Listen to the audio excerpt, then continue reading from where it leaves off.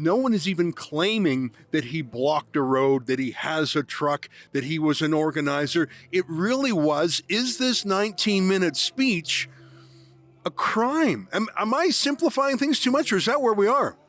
That's where we are. Freedom of expression will cease to exist. Freedom of religion will cease to exist if Crown prosecutors can go after the reporters that said something that they don't like, or pastors that gave a sermon referring to history. I mean, my God, don't refer to historical facts, right? Like this guy was saying. Well, then we're truly living behind the Iron Curtain. I want to thank you so much for every penny, for every dollar you have donated. I mean, the truth is, and that's the truth, I would not be able to do that without the support of the Rebel News, without the Democracy Defense Fund. I'll just not simply be able to afford. We paid over $1 million right now, by my estimation, of the legal fees just to defend our God and state given rights. If it was not for you, I'll probably be in prison and probably dead, because you know what they tried to do to me when I was locked.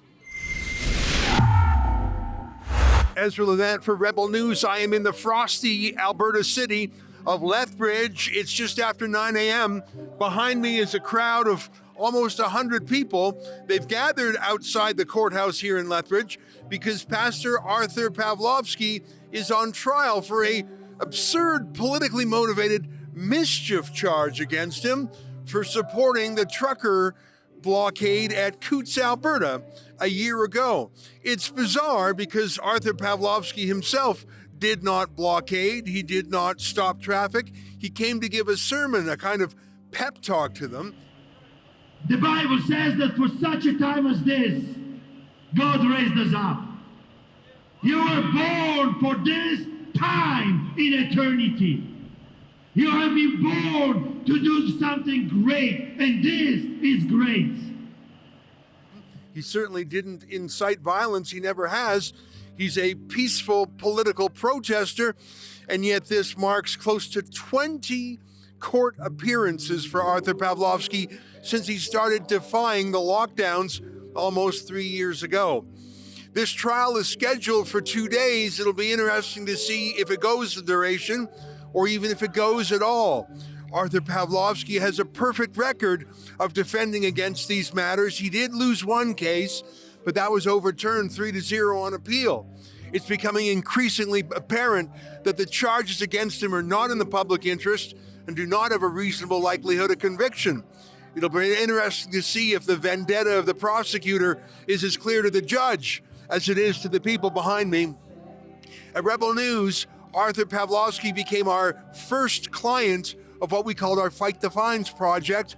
Since then, that's grown to 2,100 cases of people we have defended against prosecutions based on their civil rights and civil liberties during the lockdown. If you want to support the defense of Artur Pawlowski, you can do so by going to our crowdfunding page at savearthur.com. You'll actually get a charitable tax credit from the Democracy Fund for that. I'll be here all day, live tweeting the case if my fingers don't get too frosty. And hopefully we'll have a chance to catch up with Sarah Miller and Chad Haggerty, two of the lawyers who have been defending Artur for almost 3 years. I'm excited to be here because I think that the courts are getting a little bit tired of this overhang from the lockdown era. There was a kind of civil liberties bonfire. Everyone was in on it, but here we are now, literally a year after the events for which Artur was charged. And I think the courts are sobering up, and the public is too, and realizing that the lockdowns were an overbearing, overweening reaction. I look forward to what I hope is the latest acquittal. To support Artur Pawlowski's legal defense, go to our crowdfunding page at savearthur.com. I went to Milk River and to Coutts because people, Albertans, Canadians needed their pastor. They needed hope and encouragement.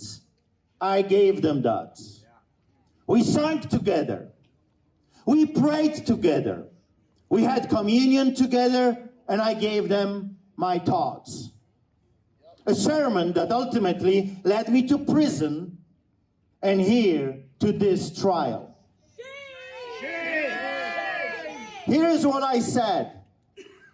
Contrary to the state propaganda, contrary to the pathological liar, the Crown Prosecutor Stephen Johnston, that accused me when I was locked like an animal in cages, that I caused Canadian economy over $400 million worth of damages because I dared to tell Canadians to stand up for their rights.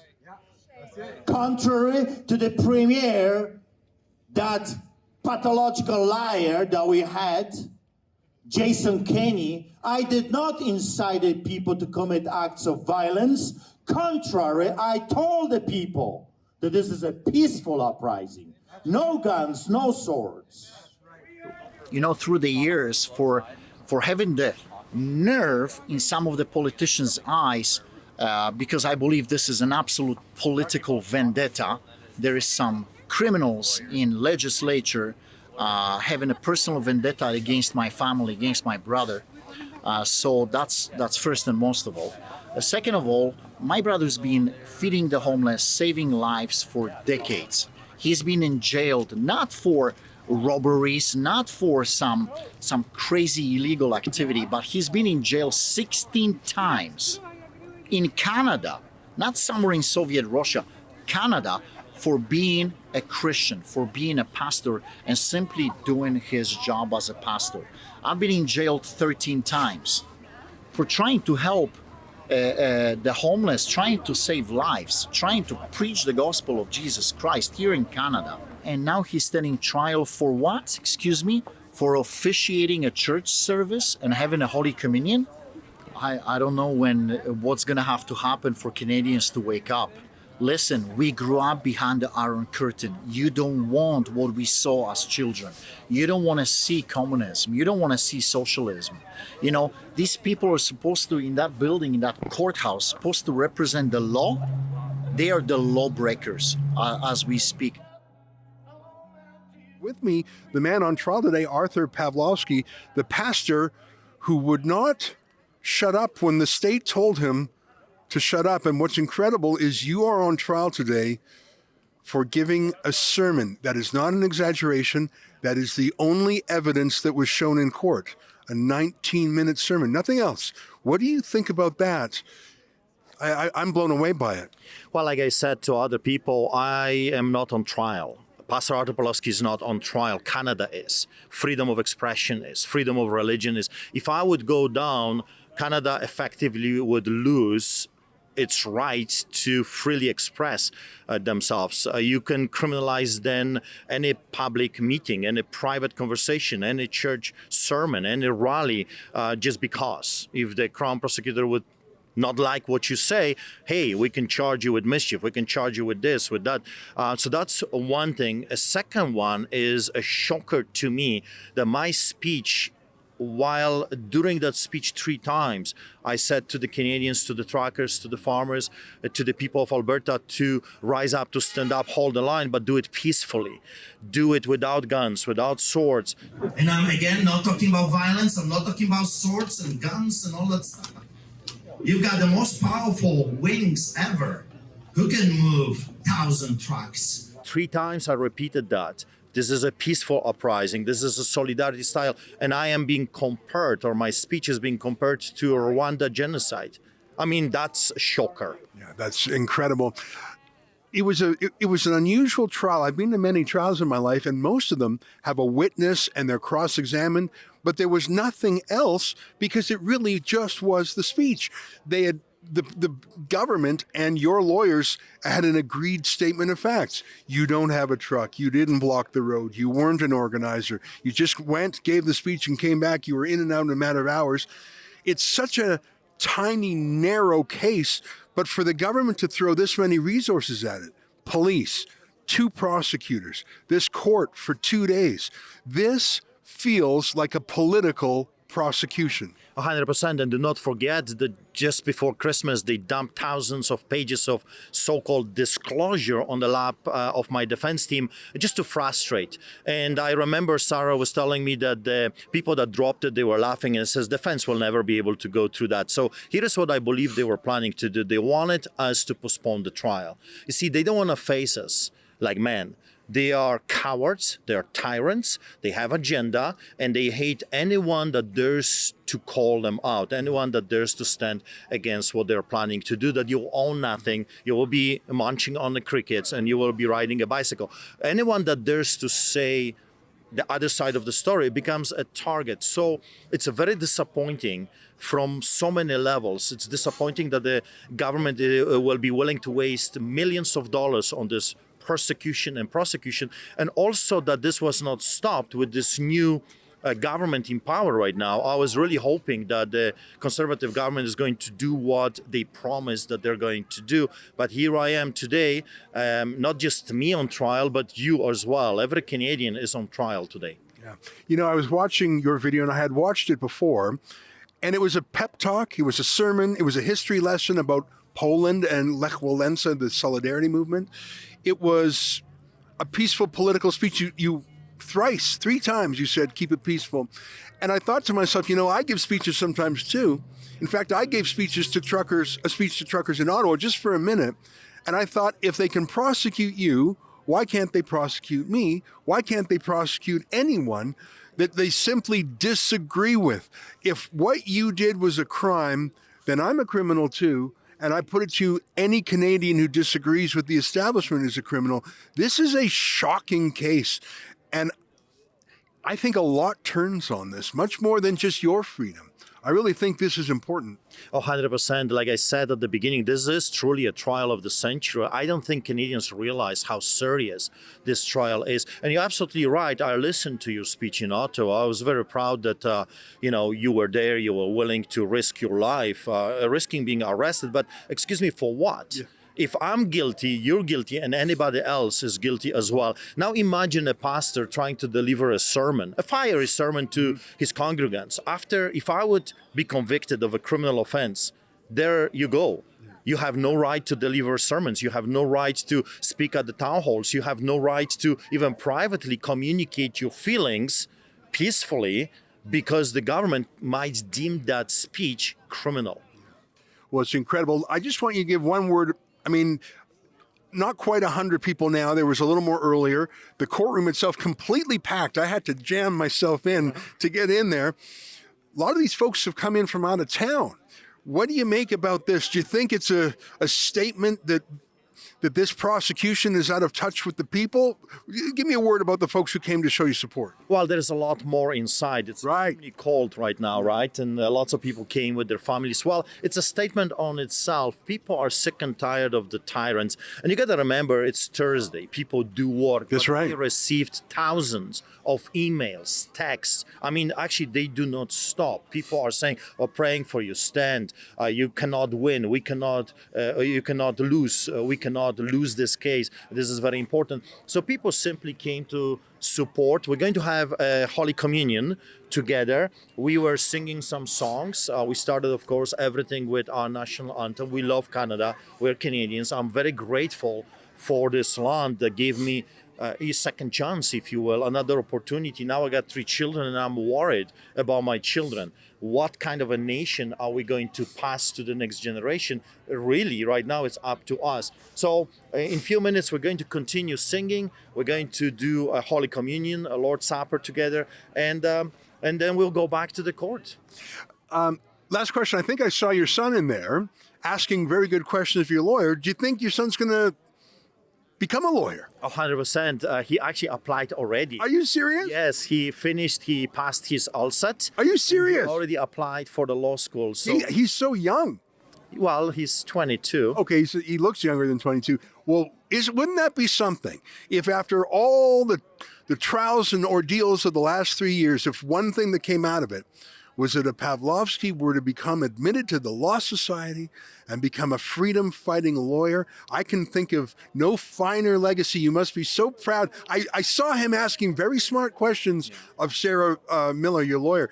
You must be very proud. I am. He's a lot smarter than me, and of course his English is perfect, right? I sometimes listen to him and say, my God, why can't you just, up my game a little bit and give me a little bit more wisdom so I can sound a little bit better? Yeah, we are with my wife, extremely proud of our son, Nathaniel. As you remember, he was the one with my brother David that organized the longest ongoing protest in a history of the Riemann Center outside of Calgary's Riemann. Every day for 47 days, they were right there fighting for my life and showing to the whole world what's really going on in Canada. So he is already applying for the lawsuit, for the law school. And people are laughing because, as you remember, many years ago, I was called a street advocate, right? Street lawyer. And now people say, well, you need an in-house lawyer. And it pays off. I mean, he's a smart kid. He has been witnessing his father going through over 340 citations, over 100 court cases, 16 arrests since he was 5 years old. I once listened to his interview that he gave to some American big network, and I asked him, how do you feel about that? He says, well, that's the only thing I know. My father is in and out of jail, in and out of court. So for me, I used to it. But that's what triggered his interest in law. He wants to fight for people like me. He wants to fight for people that are facing injustice at the hands of the bullies. Well, when he's called to the bar, I want to be a client of his because I know he'll fight with the determination of a Pawlowski, fight like a lion. Great to see you. Thank you so much. Good luck. And folks, we do have a legal dream team, and there are 4 lawyers today, 3 lawyers and an articling student. It doesn't come cheap. As you know, we've been defending Arthur for 3 years. And I want to say to your listeners, I want to thank you so much for every penny, for every dollar you have donated. I mean, the truth is, and that's the truth, I would not be able to do that without the support of the Rebel News, without the Democracy Defense Fund. I'll just not simply be able to afford. We paid over $1 million right now, by my estimation, of the legal fees just to defend our God and state given rights. If it was not for you, I'll probably be in prison and probably dead, because you know what they tried to do to me when I was locked. I heard it, and that was just shocking. Well, listen, we're grateful to you because we can give $100 or $250, but you are giving yourself. And my theology is not that strong. I'm Jewish. I don't know the Christian theology, but it's Christ-like to offer your physical body as a sacrifice. You were jailed, you were arrested, you were handcuffed for others. And so the least we can do is chip in a few bucks because you're the one on the firing line. And God willing, we'll keep you out of jail. And I know we will. Jesus was the biggest freedom fighter ever. The Bible says that who comes to him is free indeed. You see, he died for freedom. If he died for my freedom, I'm willing to be jailed for your freedom. It's amazing. Artur Pawlowski, if you want to chip in, go to savearthur.com. We will defend you until the end because you are defending us till the end. May God help us all, because we don't fight with guns and swords. We don't fight with tasers and the police vehicles. We don't. We just want to go back and work hard and achieve something and provide for our families. We just want to be left alone. But they're not leaving us alone. And they keep coming and coming with more and more and more, and this will never end. You thought when you get the first job it's going to end. I told you 2 years ago, they came for the pastors. Be sure of it. They're going to come for you as well. Where there was a first recess in the trial of Artur Pawlowski, facing 3 charges, 2 criminal code charges, and shockingly, an offense under the Criminal Infrastructure Defense Act, an anti-eco-terrorism law, the most baffling of them all. And I'm joined by 2 out of the 4 members of the legal dream team, a fan favorite, Sarah Miller from JSS Barristers, Chad Haggerty, former cop, now fighting for the good guys against overweening police. And there were 2 other lawyers on the team, Emily Amirkhani and Spencer Millis. So I am so proud I was sitting behind the dream team, and just seeing them there gave me such encouragement. Let's go straight to the lawyers. Sarah, can you explain what happened in court today? It wasn't a normal trial. Everything was sort of agreed to in advance in terms of facts, right? Yeah, so we entered a agreed statement of facts as Exhibit 1 to the trial. It essentially sets out what everybody already knows. There's a speech that Artur gave February 3rd, 2022. God has given us this moment in history. Why? Because international media are watching you right now. That's power. During 1980, there was an order to shoot the protesters, to kill them. But because of the American media, they backed away from doing this because they knew the whole world will see what is happening in Gdańsk in 1980. Right now, the whole eyes of the entire world are fixed on this little place. And the question now for the court to decide is whether that speech that we've now exhibited is criminal or if it's an expression of political beliefs and otherwise constitutional. So it was really that 19-minute video which was played on a TV in court, and that's pretty much it. I read the agreed statement of facts. No one is even claiming that he blocked a road, that he has a truck, that he was an organizer. It really was, is this 19-minute speech a crime? Am I simplifying things too much, or is that where we are? That's where we are. Unbelievable. Now, Chad, it's great to see you again. I remember when we met in Calgary. You've got an interesting path because you were a policeman for many years, and now you're defending against what I consider overreach by police. I thought there would be... Well stated, yes. I thought there'd be more meat on the bones on the government side. I mean, to come at him with that Critical Infrastructure Defense Act, I remember when that law was brought in, it was to stop Greenpeace from, sabotaging a pipeline, to stop railways from being blocked, and to use it in its first instance against a sermon from a pastor. How can this be proceeding? I mean, am I too skeptical here? Give me your thoughts. So one of the things that you're aware of, and I think many are, is that we've challenged the constitutional validity of the Critical Infrastructure Defense Act. What we found out in recent days, and what everybody in court found out today, is that we are not going to have the opportunity to challenge the constitutionality, the validity, the veracity of that act. It would only happen if Art was found guilty. If it comes to pass that Art is found guilty, which we don't expect, but it is a process, if he's found guilty, the Crown will be entering a stay of proceedings in respect of the Critical Infrastructure Defense Act. So namely, they're not going to enter a conviction. If that's the way it's going, essentially that charge will come off the table. So that looks to me like they don't have confidence in it, like they're almost regretting making the charge because, seriously, this is your test case, the Christian pastor giving a fire and brimstone sermon. This is your eco-terrorism law. I watched that and I thought the Crown doesn't want to have that tested. Well, one of the things that happens with police officers, you mentioned overreach by the police or by the state. Shotgunning charges are laying multiple charges that cover the same action is a common tactic. And what they've done here is they've conceded that there's a case called Regina and Kineapple, or Rex and Kineapple. It says you can't be convicted for multiple things for the same act. Essentially, that's very simplified.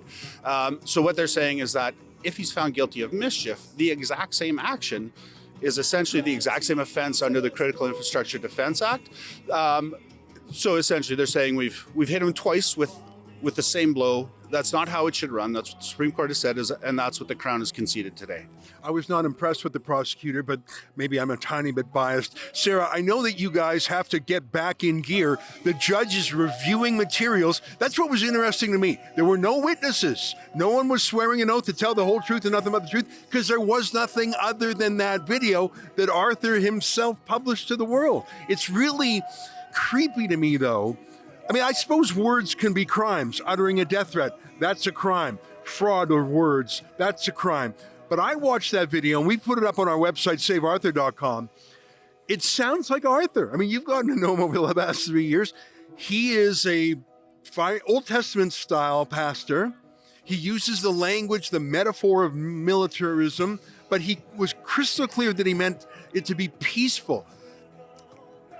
Do you think that the Crown is acting on a political mission here? I don't know if you can answer that question. It sure feels political to me. I'm a fan of Arthur's, but I do not see him stepping over the line here. And I don't think any good judge is going to say, yeah, that's a crime. I don't know if there's even a question in there, Sarah. I'm just sort of flummoxed by what I saw. It is understandably frustrating to see what is a video that is posted to the internet to result in all of this. Not only the use of the Crown's time, the use of the court's time, but to put somebody at risk of, well, actually not at risk. He did serve time. He has pretrial custody 51 days, all related to this. Related to this one. So he served time in jail for the Coutts speech already? Well, he was detained pre-trial, so he's got pre-trial custody. So that was part of his 51 days in prison. So he's already served time in prison. Yes. You know what? I'm mad about this, but I'm very proud to see you two and your two teammates in court there. I'm going to let you go because I want you to spend all your mental energy preparing, but give me 30 seconds of what the procedure will look like. We're reconvening today at 1. The judge is going to ask some questions of the Crown. Then what happens and what's on schedule for tomorrow? So the Crown's going to give their closing arguments, oral arguments. They've put in their written arguments. They're going to address their oral arguments.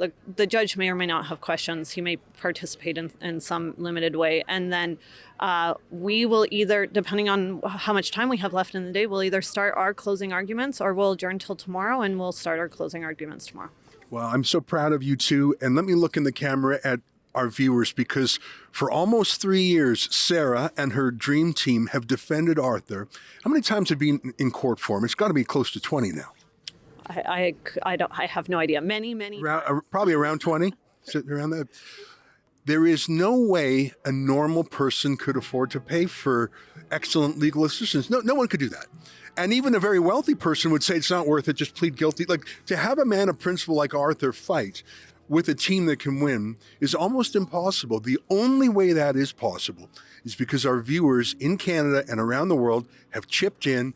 Average gift, $58. So these aren't high rollers. These are pensioners. These are Christians. These are non-Christians. These are people who are worried about police overreach. If you want to help keep this team going, I think we're going to win this one. Go to savearthur.com, chip in. You'll get a tax receipt from the Democracy Fund that you can use at tax time. We're here to stand up for Pastor Art. We're here to stand up for freedom and for Canada. Pastor Art's been unjustly accused of some crimes that we all are aware of. And Coutts simply standing up and giving a sermon. And so we're here to put some pressure on the judiciary to do the right thing. He's been in this battle for a long time. And but this particular one, it's been a year. It's the anniversary of the Coutts trucker convoy, and since then he's been in jail, solitary confinement, tortured 51 days, and this is hopefully the end of it today. When Pastor Art describes what he went through, being strip searched in a cage in front of female officers, like you can sympathize with that, but you can't really experience the humiliation and stuff. They're trying to intimidate. They're trying to silence the people that have a beef with the government or that have a different opinion. Look at the anti-vaxxers and stuff like that. You were shunned. It's got to be something like a personal issue, whether it's he stands up to the government and it kind of embarrasses them or puts them in a negative light, and they don't like that. So they'd rather, just like with Ezra, right, with Sun News, with now they're coming after the rebel, right? Trudeau wants to get them with misinformation, disinformation, and try to go that route to shut Rebel News down just because they're the voice of truth, and he doesn't like what they're saying, right? So it's a free speech thing. Pastor Art's always been vocal about his displeasure with government, and that's one of our rights under the Canada Charter of Rights and Freedoms. But the powers that be right now, they don't like that. So. Well, the day is done. It's almost sunset here in Lethbridge. It's warmed up a bit. In the courthouse next to me, we were jammed into a small room for a full day of arguments in the prosecution of Artur Pawlowski. I want to take a minute on that because I understand that there is a large court room in this building that may hold over 100 people, but for some weird reason that no one could articulate, they refused to open that up for the people. They kept Artur Pawlowski's supporters in the hallway or even outside. I don't know why they did that. justice should be accessible to everyone. There's a saying, justice should be done and justice should be seen to be done. I thought it was punitive, but I'm grateful that I had room in there, and I typed as fast as I could on Twitter to give people an update who weren't in the room. I would sum up the first day with one word: pitiful. And what I mean by that is there was one judge, 2 police, a clerk, 2 prosecutors, 4 lawyers for Arthur, all to do what? Was he charged with blocking a highway? Was he charged with some violent act? No, of course not. He doesn't even have a truck. He wasn't part of any blockade. The entirety of the prosecution for 3 charges was going through a speech, a sermon, a political talk, a pep rally that he had, totaling 19 minutes for truckers in a saloon at the Coutts border. That's it. We were going through line by line Artur Pawlowski's sermon. And the prosecutor was saying, oh, he said they were roaring. That means it was an insurrection. And then the defense lawyer said, no, Arthur always talks about lions roaring. And then the prosecution said he wanted to paralyze the country with the border. And the defense said, no, he was referring to the Polish solidarity movement and a general strike. And you know, obviously, I agree with the interpretation of the defense counsel, but why are we having this debate at all? Why is all this public money and all these donations for Pastor Arthur's legal defense fund being spent going through line by line on a political speech that did not incite any law breaking, did not, in fact, it was a gross moment when the prosecutor named Stephen Johnson complained to the judge that Artur Pawlowski was depicting Justin Trudeau as a villain and was inciting hate against politicians. And at that point, the judge spoke up and said, inciting feelings against politicians is not a crime, or at least not one that we're here to adjudicate. I'm glad the judge spoke up, and that gave me a little flicker, a little flash that maybe this judge is alive to the freedom of speech aspects of this case. We're done. It's just after 4 p.m. Tomorrow, the court will resume at 10 a.m. At that point, the defense will go through, there will be some more arguments made. They'll probably go back and forth a bit, but it was a general agreement that the matter will be done by lunchtime. It was an unusual trial in that there was no witnesses. There was no testimony. Everything was agreed to in advance in an agreed statement of facts, and then there was that 19-minute video. I have to tell you, it is most un-Canadian to spend a day in a court going through a pastor's speech, weighing every word and every nuance. Is this a crime? Is this a crime? And as Sarah Miller, the lead lawyer for Artur Pawlowski, said, the Crown has not met its burden of proof, not beyond a reasonable doubt. In fact, the crime of mischief carries within it several defenses, like he had the color of right to be there. Here's a quick example. The prosecutor was saying he was with these criminals, but in fact, none of them were convicted or even charged of crimes back then. In fact, none of them have been convicted even since.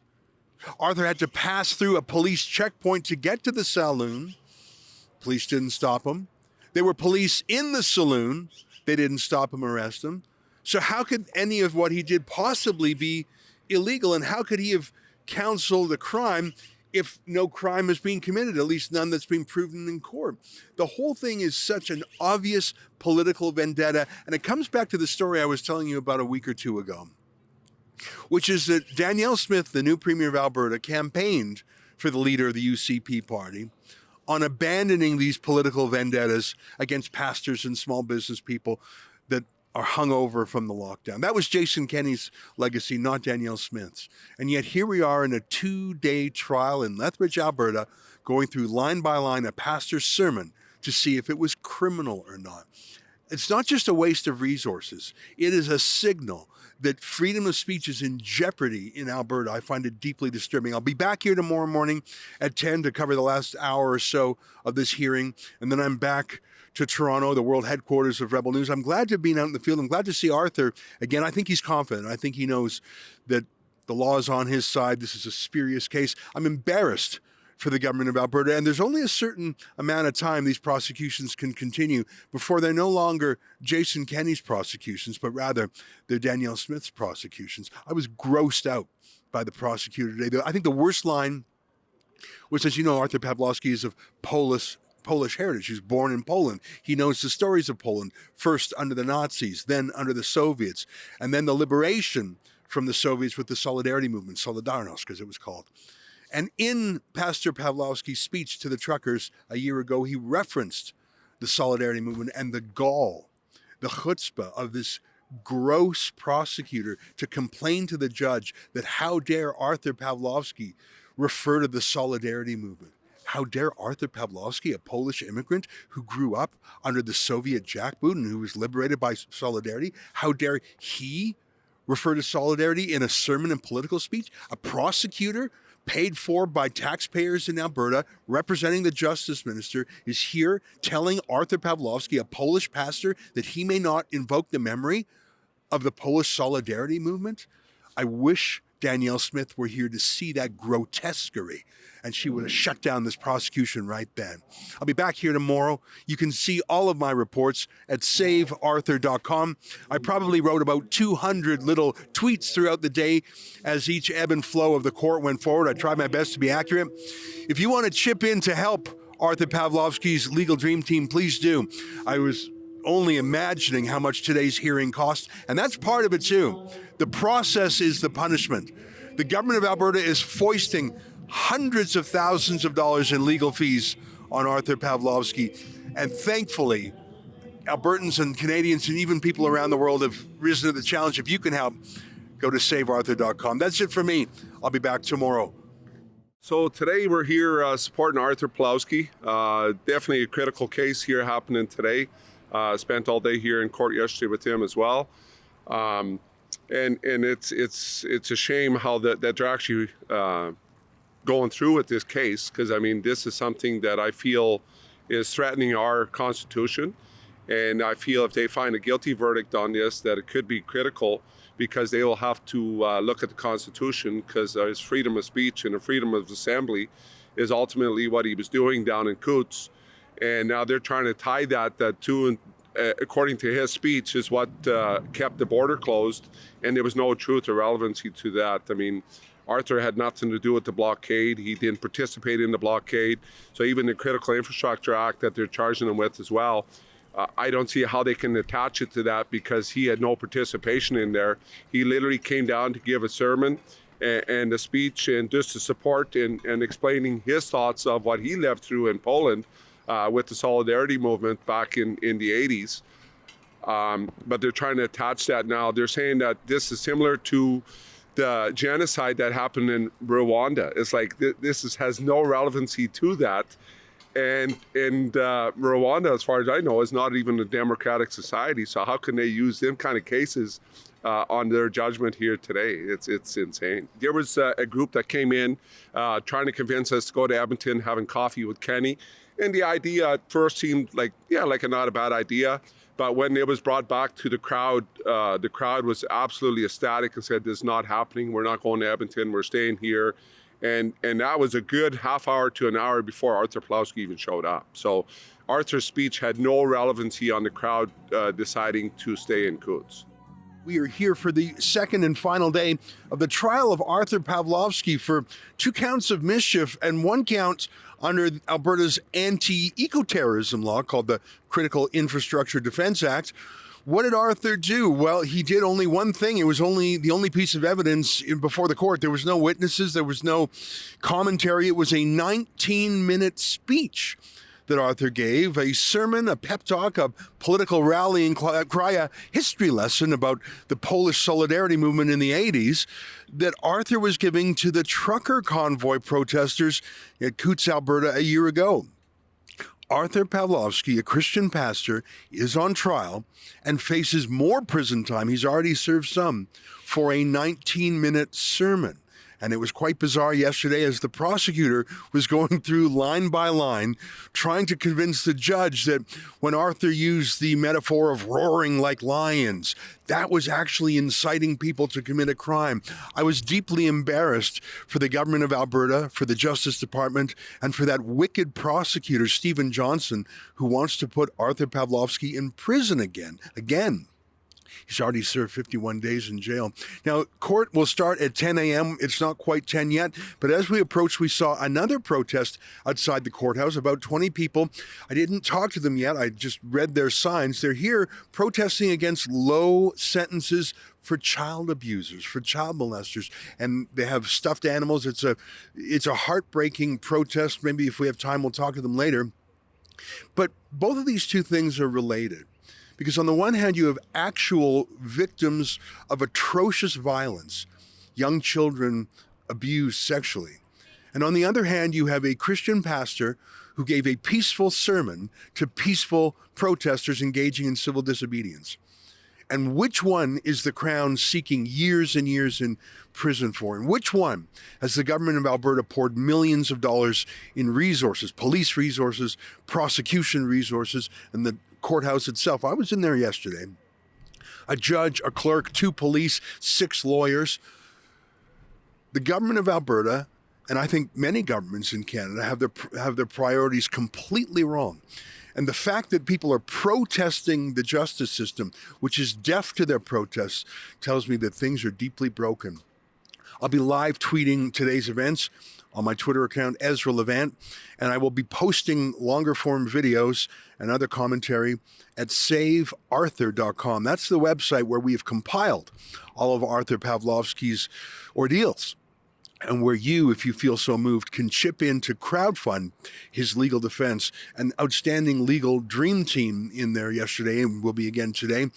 If you want to chip in, go to savearthur.com, and in fact, you'll get a charitable tax receipt for that from the Democracy Fund. Well, we have hallways full of Art Pawlowski supporters. You can tell that the sheriffs are not used to this level of public interest in a trial. Obviously, the people here outside, it's wonderful, the songs, etc.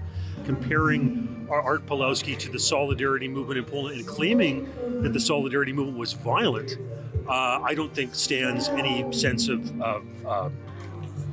litmus test of the public's not going to buy that. So I think the court of public opinion is clearly on Art Pawlowski's side. Well, the trial is over, a 2-day trial. We're here in Lethbridge. It's warmed up a lot since yesterday. And here's the man in the center of it, Pastor Artur Pawlowski. How are you feeling? I mean, you've had 20 court dates since the lockdowns began. Your full legal team was here, 3 lawyers and an articling student. You had a packed courthouse full of supporters, plenty more outside. What do you think after 2 days? Well, first of all, it's tiring. I mean, come on, 5 arrests, over 40 citations, 50 days in prison. It's tiring for me, tiring for my family, tiring for our church as well. I mean, this insanity, this government overreach, the conservative government overreach needs to stop. So I'm tired, but I'm hopeful. I still, believe it or not, I still believe in the justice system. I believe that the judge, hopefully, is a real judge that is going to make a good, sound decision. So I'm hopeful. I was observing him and he was asking the right questions. He was thoughtful. It felt like, put it this way, that he wants to make the right judgment under the circumstances and analyzing the facts of the case, which it brings me to another point. Is that not a shocker? I have been in many courts, charged totally over 340 times, over 100 court cases. I've never seen a court case, at least for me, where the evidence is my sermon. Yeah, it's just amazing. I want to talk to you about that because many times the prosecutor, Stephen Johnston, who I think he has a personal hatred for you, he repeated, he said your name wrong. Got to be 500 times. Yes. And when you tried to correct him, he bristled and was angry about it. I think it's personal for him. But one thing he said repeatedly, and I loved it when he did, he said, well, we don't know what Mr. Pawlowski was thinking. That's what he called you, because he wouldn't testify. We don't know what he meant by this speech because he didn't testify. He was angry that he couldn't cross-examine you because you didn't testify. And he was basically saying to the judge, well, I can't prove my theory that Mr. Pawlowski, as he called you, wanted to incite a crime. And I was thinking, prosecutor, you shouldn't be saying this in public. You should be keeping it quiet that you have no proof for your contentions. I thought it was an embarrassing spectacle that this prosecutor basically said, I know I don't have a case. I wish I did.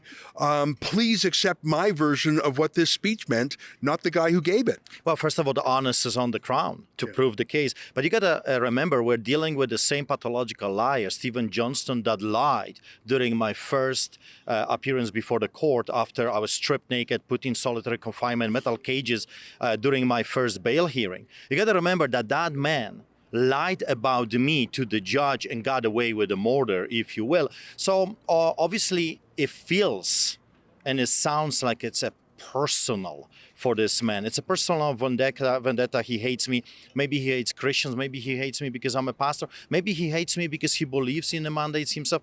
I don't know, and I really don't care. As a Crown prosecutor, he should look at the evidence. He should come to the conclusion, well, I have no evidence. I mean, this was a joke. You know what I was thinking? Well, you don't know what I was thinking. You have to prove. You know, there was something that I did something that was wrong. One of the strangest things, I've watched your speech, and by the way, anyone can see that full 19-minute YouTube video. Yeah. It's on the page savearthur.com. And it's still up there on YouTube. So YouTube obviously doesn't think anything's wrong with it, and they have a hair trigger for censorship. In that speech, and I've heard you say this 20 times, you talk about the Polish Solidarity Movement. You talk about Lech Walesa, the union leader at the Gdansk shipyard, who rallied. It was an amazing moment in history. It really started to free the whole Soviet bloc. And you talked about this repeatedly to the truckers. And the gall of this prosecutor to say, Your Honor, you can't put any stock in the solidarity discussion. You can't understand what he meant. We don't know anything about that, and don't take Arthur's word for it. He was trying to say to you, a Polish man who grew up under communism, that you are not allowed to use the solidarity movement as your inspiration, because he knew that if the judge said, well, Arthur knows about this, that then the judge would understand you were asking these people to be peaceful union organizers, really, peaceful protesters like in Poland. That was so weird that he was saying this Polish man should not be able to talk about Poland. I didn't get that. Well, the thing is, you got to remember, I am a Polish immigrant. You can tell that very quickly. And I grew up under the Solidarity movement. I grew up seeing the Solidarity movement on the streets. I was part of it. And to somehow say I have no idea what I was talking about, I have no idea, when I was making my references to Lech Wałęsa, Gdańsk, and the Solidarity movement, that was criminal. I mean, can you believe it that the Polish government right now is the government from the Solidarity movement? I would like to, ask President of Poland what he thinks about this Crown prosecutor. It's like saying to the Jewish people, you cannot reference Holocaust. Or a black person, you can't talk about slavery. Who the hell is this prosecutor to say that? I just, the whole time, I won't take up much more of your time because you must be exhausted after 2 days of intense focus. But the whole time I was thinking, we are gathered here in a government building with a government judge, 2 government sheriffs, a government clerk, 2 government prosecutors, 4 lawyers on your side, thank God, to decide whether or not a pastor goes to prison over a sermon. And all the minutiae, all the back and forth, all the details are irrelevant compared to the big picture. We have a pastor on trial in Canada who faces prison if his sermon had the wrong word in it. And I can't get over that. First of all, remember, when I came to Coutts, the roads were open. When I left, the roads were open. Not once I encouraged them to block the roads. I don't even think you said the word highway in your whole speech. No, everything I was referencing to what I observed growing up in Poland, which is it was a strike. The Polish people won and brought down this massive tyranny called the Soviet Union by simply refusal to work. That's what the whole Solidarity movement is all about. That's what I was telling them. Hey, if you stop working, it's over for the villains. Because if the slaves refuse to work for the wannabe pharaohs, well, their system collapses. That's what I was saying. And that's clear if you know anything about solidarity movement. One last thing, and then I'll let you go because I know you have a lot of fans here, and there are some other journalists here, which makes me feel good because I want you to get your message out. Rebel News viewers are fascinated by your story, but it's important that other people hear it too. Last point, I've interviewed you probably 15 times over the years, and I know you use a metaphor about being lions and standing up against the hyenas. It's just an image you refer to, and you talk about lions of Judah, and it's lion is an ancient icon, a symbol of courage really, and strength. And so I've heard you say that. In fact, when I interview you from your home office, I think there's like some leopard skin on the wall behind you or something. So anyone who knows you use that metaphor. This prosecutor was saying, "No, Your Honor, when he said you have to roar, he meant you have to commit a criminal act." He said that. And I thought, this guy knows nothing about Pastor Artur, and he's putting his own paranoia and malignity, his malign malevolence on you. He's projecting on you as if you say lion, that's a criminal thing to say. That was just a moment I thought, we're in absurd Kafkaesque territory now. I think the lowest that he has fallen to, he's still digging, but I believe that the lowest place that he entered was comparing my peaceful speech, while during that speech 3 times I told people peacefully, no guns, no swords, to compare me to a murderer. He talked about a murder. He talked about a murder case. And then when he brought Rwanda, this guy just hit his head very, very hard, and he did not recover. I don't want to be too optimistic, because the thing is, when you're too optimistic, you always wind up disappointed. Whereas if you're pessimistic, you live life of pleasant surprises. So I don't want to say I'm optimistic, because then I'm just setting myself up for a fall. But I do believe, after watching 2 days of testimony, no testimony, 2 days of argument, there wasn't any testimony, I think the Crown's going to lose this one beyond a reasonable doubt. No chance. No chance. There is no chance that they have proven the offense beyond a reasonable doubt. I think we've just went through a whole circus here because of the vendetta of one prosecutor. Last word to you. Well, I hope that's the truth, and I pray that that's the truth, because if I go down, you go down as well. Freedom of expression will cease to exist. Freedom of religion will cease to exist if Crown prosecutors can go after the reporters that said something that they don't like, or pastors that gave a sermon referring to history. My God, don't refer to historical facts, right? Like this guy was saying. Well, then we're truly living behind the Iron Curtain. Yeah. Well, let me close by looking into the camera and talking to our Rebel News supporters.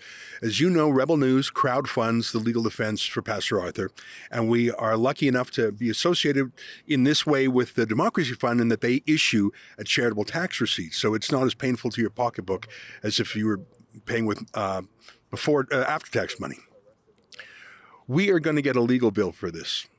And when you have 4 lawyers in court for 2 days, and they've been preparing for this for weeks, and they have been blizzarded with paper from the other side, I have no idea how big that legal bill is, but if it was $100,000, it would not surprise me. It would not surprise me as well. And so I would just ask, if you are as moved by this case as I am, if you are as proud of Pastor Artur as I am, if you see that he will fight with all his courage, then give him the tools to do the job. And the tools are a top legal firm. I thought Sarah Miller, the lead lawyer, was excellent. Chad Haggerty, for criminal law expertise. There was another lawyer and an articling student.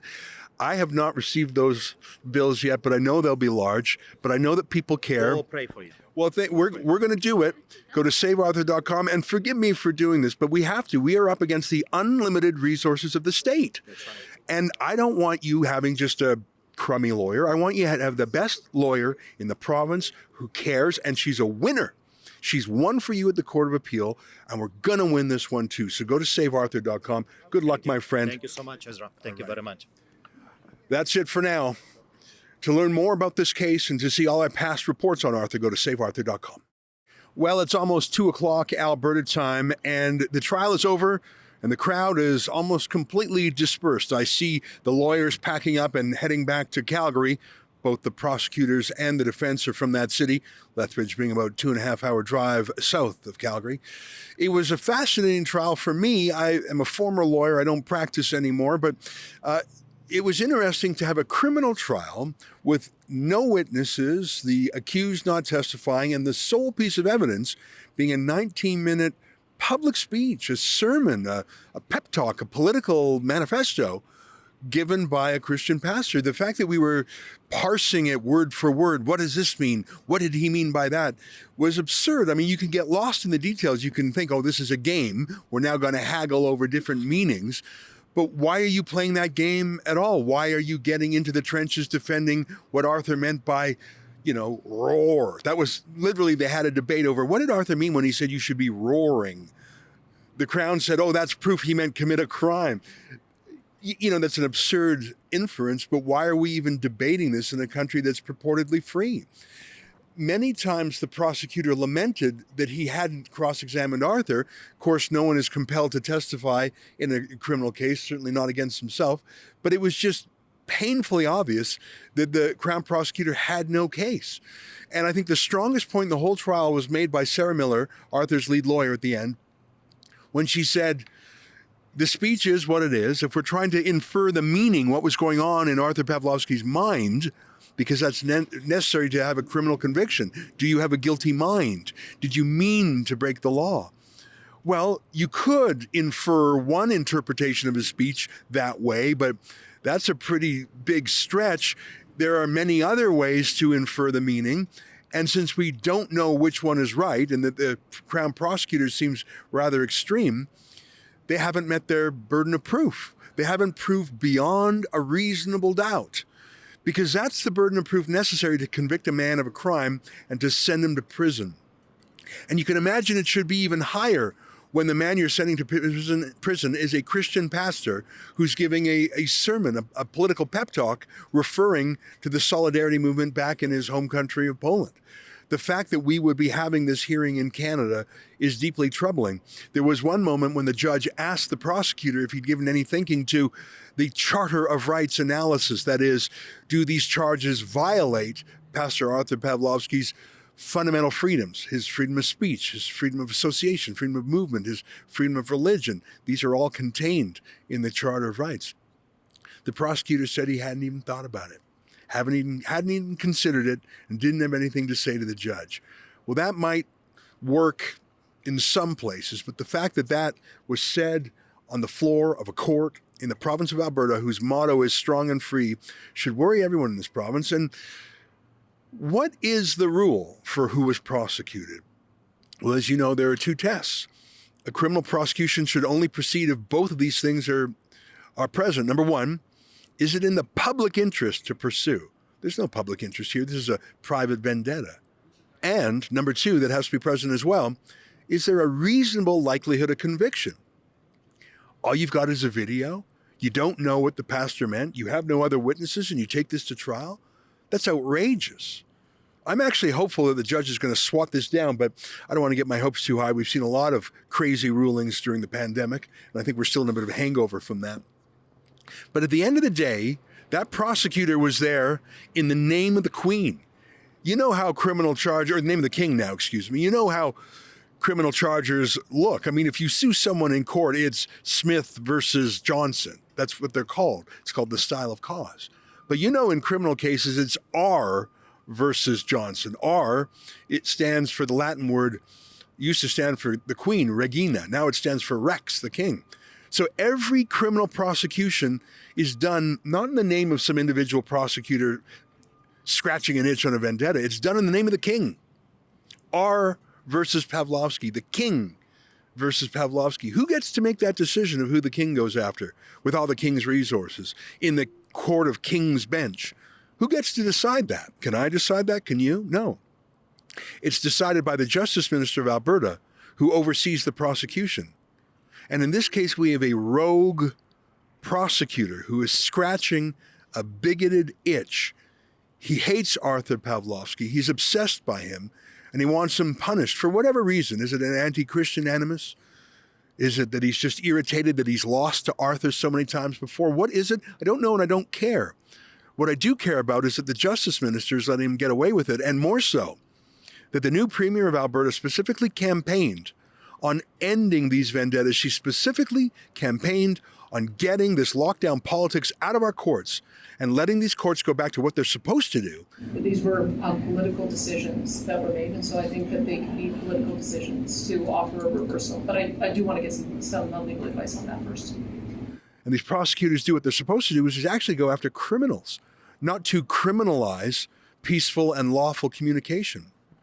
I learned a lot about the law in this case, including the law of mischief contains within it the particular crime for which Arthur is charged, that if he had, quote, the color of right to be there, and if his purpose was just to communicate, that he has a built-in defense to this charge.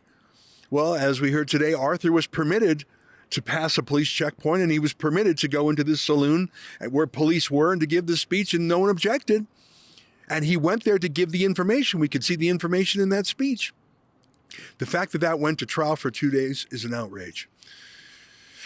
I don't know what the result will be. I'm hopeful. The judge says that we should have the ruling by mid-March. But what I've learned today is that Canada, in too many ways, is like the countries we look down on. It's like Iran, China, North Korea, Venezuela, Russia. That if you're a political opponent of the state, if you get on the wrong side of a prosecutor, they will turn the process into the punishment. They will prosecute you endlessly.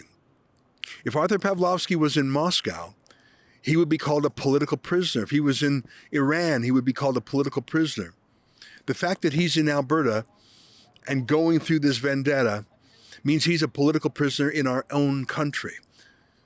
And someone ought to do something about that. For Rebel News, I'm Ezra Levant, and if you want to do something about it, go to savearthur.com. I want to thank you so much for every penny, for every dollar you have donated. I mean, the truth is, and that's the truth, I would not be able to do that without the support of the Rebel News, without the Democracy Defense Fund. I'll just not simply be able to afford. We paid over $1 million right now, by my estimation, of the legal fees just to defend our God and state given rights. If it was not for you, I'll probably be in prison and probably dead, because you know what they tried to do to me when I was locked.